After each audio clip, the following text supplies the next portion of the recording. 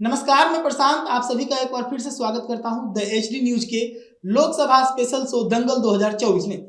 आज हम लोग बातचीत करेंगे मुंगेर लोकसभा की और फिर से हमारे साथ विशेष बातचीत के लिए हमारे एडिटर इन चीफ सर जुड़े हुए हैं, भोलेनाथ सर जुड़े हुए हैं और इनसे समझेंगे कि मुंगेर लोकसभा कैसे खास हो जाता है, क्योंकि इस बार नीतीश कुमार और ललन सिंह के रिश्तों को लेकर काफी चर्चा में रहा था। जी नमस्कार। देखिए प्रशांत, ये मुंगेर लोकसभा क्षेत्र के थोड़ा सा इतिहास पर अगर हम गौर करें तो इसका महत्व भी एक अलग तरह से उभर के सामने आता है। हम अपने व्यूवर्स को बता दें कि एक समय मुंगेर बिहार का राजधानी भी हुआ करता था।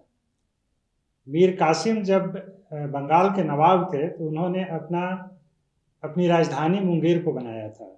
वहाँ पर आज भी 14वीं शताब्दी का एक किला मौजूद है जिसे मुंगेर दुर्ग के नाम से जाना जाता है या मुंगेर फोर्ट के नाम से जाना जाता है। बहुत ही ऐतिहासिक किला है और उसको देखने बड़ी संख्या में पर्यटक जाते हैं। वहाँ पर माँ चंडी का स्थान भी है, शक्ति चंडी का स्थान भी है, तो उस लिहाज से भी वो काफ़ी प्रसिद्ध रहा है धार्मिक स्थल, धार्मिक लिहाज से। और मुंगेर में अगर आप शहरी आबादी पर गौर करें तो वहाँ पर अभी भी बंगाली लोग बहुत अधिक तादाद में हैं। तो ये और थोड़ा सा इसके और एक महत्व पर हम गौर करें जो कि जिसके लिए कि मुंगेर पूरे भारत में जाना जाता है, इंटरनेशनली नोन एक सिटी है, और वह है बंदूक कारखाना की वजह से।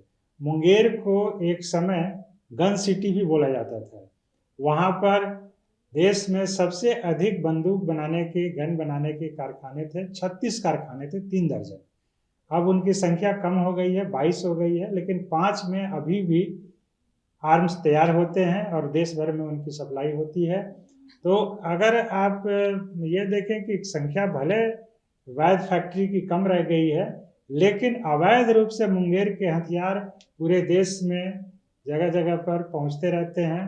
तो यह इसका इतिहास मुंगेर गन फैक्ट्री के रूप में या मुंगेर गन सिटी के रूप में इसलिए हुआ कि मीर कासिम जब वहाँ पर अपनी राजधानी बनाए तो उन्होंने वहाँ पर अपने दुश्मनों से लोहा लेने के लिए आर्म्स फैक्ट्री बनवाए और लोग कट्टे वगैरह का निर्माण से शुरू हुआ वो काम और आगे धीरे धीरे वो फैलता चला गया।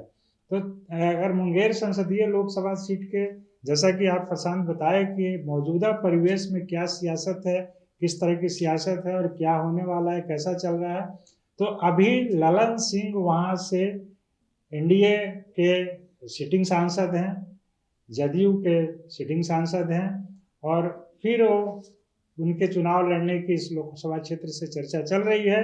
तो थोड़ा सा पहले हम लोगों को बता देना चाहिए अपने व्यूअर्स को कि जो मुंगेर लोकसभा सीट के अंदर जो 6 विधानसभा सीट हैं उसमें किस दल की क्या स्थिति है प्रशांत। चलिए एक बार नजर डालते हैं मुंगेर लोकसभा के अंदर आने वाली सभी विधानसभा सीटों पर किसका कब्जा है वहां पर। सबसे पहले शुरुआत करेंगे मुंगेर विधानसभा सीट से ही। मुंगेर विधानसभा सीट से प्रणव कुमार यादव जीते हुए हैं, बीजेपी से आते हैं। उसके बाद जमालपुर से अजय कुमार सिंह आते हैं, इंडियन नेशनल कांग्रेस से आते हैं। उसके बाद आते हैं सूर्यगढ़ा से प्रहलाद यादव राजद से विधायक चुने गए थे, लेकिन बीते समय आपको पता है जब सत्ता परिवर्तन हुआ उस दरमियान उसके बाद प्रहलाद यादव जो है वो अपना दल भी बदल लिए, अब बीजेपी के साथ हैं। उसके बाद लखीसराय से विजय कुमार सिन्हा जीते हुए हैं, बीजेपी के बड़े चेहरे हैं, उप मुख्यमंत्री हैं बिहार के। उसके बाद मोकामा से नीलम देवी आती हैं जो कि राजद की टिकट से जीती हुई हैं। बाढ़ से ज्ञानेंद्र सिंह ज्ञानू काफी लंबे समय से बाढ़ विधानसभा पर जमे बैठे। अब देखिए प्रशांत, जरा सा इन 6 विधानसभा क्षेत्रों के पर थोड़ा सा हम लोग गौर करें तो मुंगेर लोकसभा सीट के अंदर जो 6 विधानसभा सीट है, जरा पहले उस पर हम लोग गौर करते हैं। तो मुंगेर जो शहर का सीट है वहाँ प्रहलाद यादव विधायक हैं जो बीजेपी से हैं। प्रणव कुमार यादव विधायक हैं जो कि बीजेपी से हैं। सूर्यगढ़ा से प्रहलाद यादव हैं जो पहले तो जीते तो थे आरजेडी से, बालू कारोबारी हैं, लेकिन जो पिछले दिनों जो 12 तारीख को जो विश्वास मत हासिल करने के समय में उनको एनडीए के खेमे में देखा गया। सदन में वो एनडीए के लिए निर्धारित सीट पर बैठे नजर आए थे। माना जा रहा है कि वो बीजेपी से जुड़ चुके हैं। इसके कई कारण हैं, क्या हैं, ये हम लोग इस पर पहले चर्चा कर चुके हैं।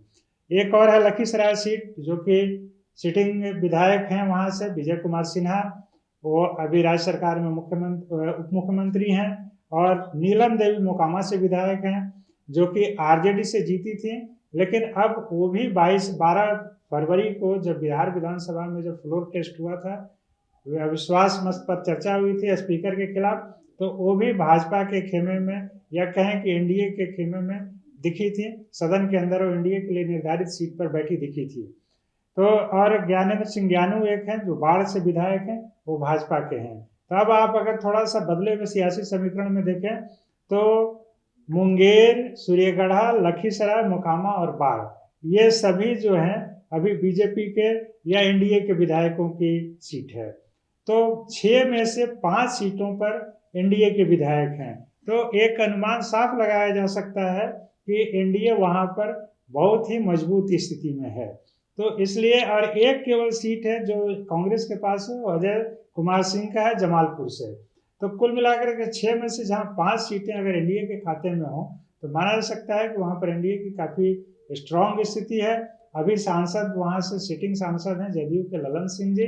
तो ललन सिंह के जीत की, अगर वहां से एनडीए के उम्मीदवार घोषित होते हैं, तो उनके जीत की स्थिति काफी मजबूत होगी। तो थोड़ा सा हम लोग प्रशांत जरा से वहाँ पर सियासी जो कास्ट समीकरण है, कौन कास्ट की क्या बहुतायत है, थोड़ा हमारे व्यूअर्स को बता दीजिए, फिर हम लोग आएंगे कि किसकी कौन कौन उम्मीदवार क्या कैसे वहाँ पर चुनाव मैदान में आ रहे हैं।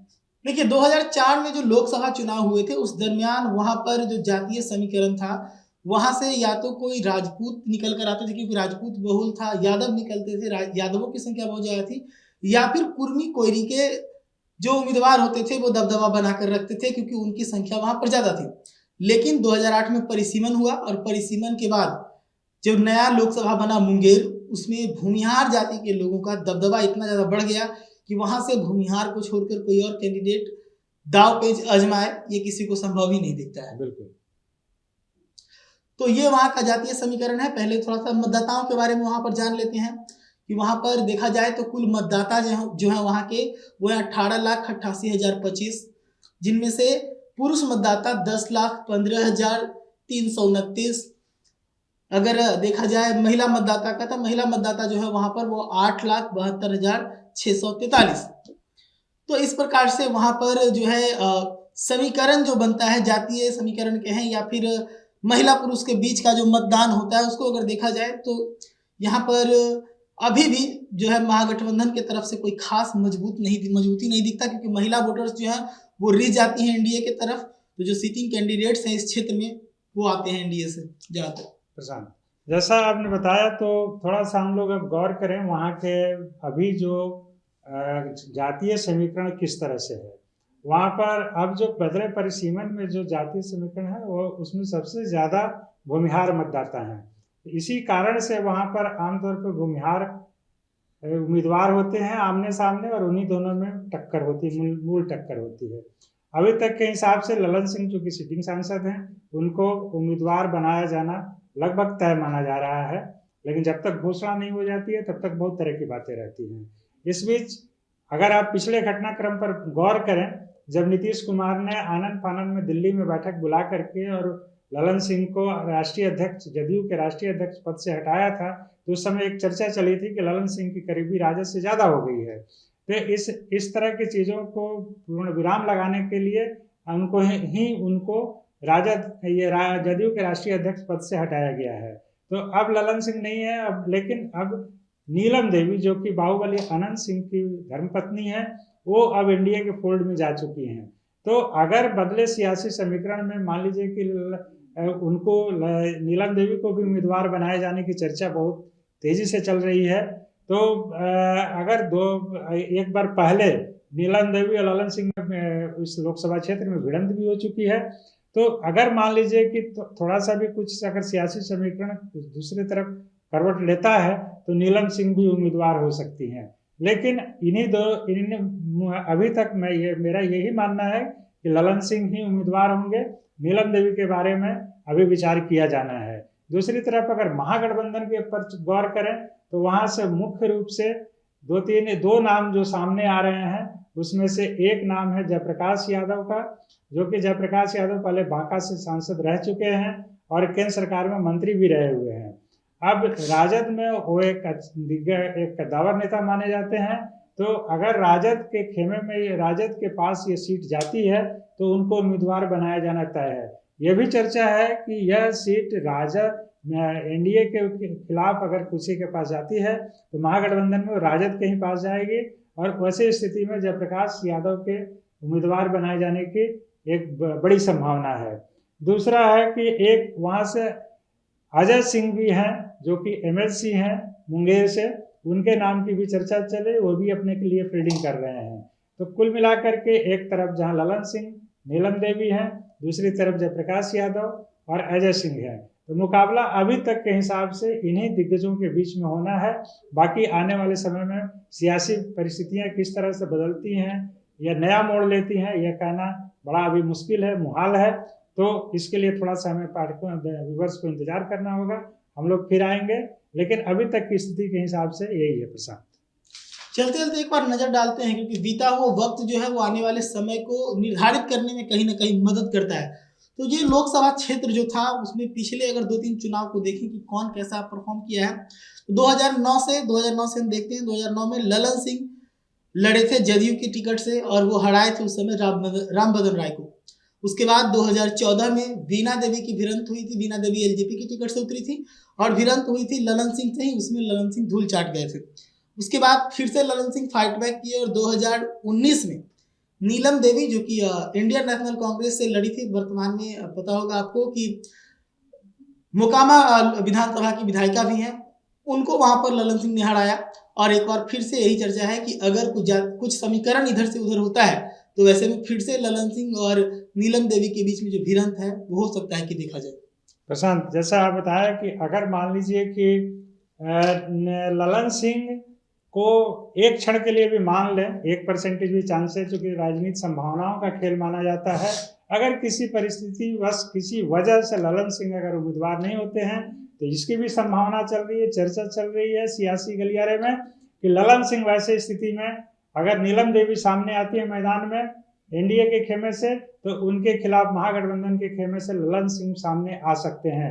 इसकी संभावना भी है, क्योंकि जैसा मैंने बताया कि राजनीति में संभावनाओं के द्वार हमेशा खुले होते हैं, तो ये भी एक संभावना है जिसको कि हमारे व्यूअर्स को अपने दिमाग में रखना चाहिए। प्रशांत, चलिए, तो दंगल 2024 में आज इतना ही। फिर एक लोकसभा के बारे में हम आपको बताएंगे अगले एपिसोड में। तब तक के लिए धन्यवाद, नमस्कार।